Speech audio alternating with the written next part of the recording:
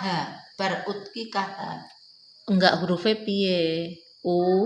O. Terus L U L.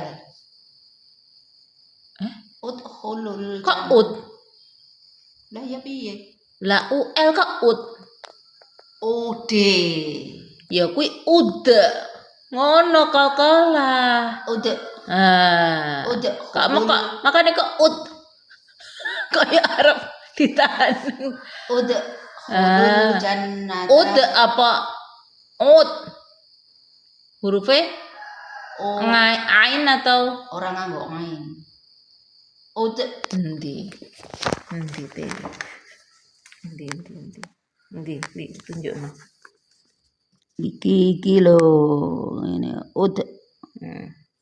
Piye? Iya aku ud. Ngono kala. Piye Mbah Mawar? Udkhulul jannata antum wa azwajukum. Huruf qalqalah dieling-eling ora ud.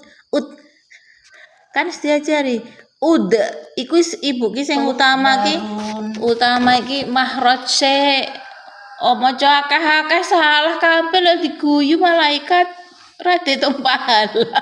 Wae. Kae Mbah Tuan mesake. Ora tapi ibu ki ya kudu memperbaiki kuwi. Kok makane kan huruf Quran ut iki agak krungu pisan kuwi. Sik ta. Matas tahil anfusu wa talaj.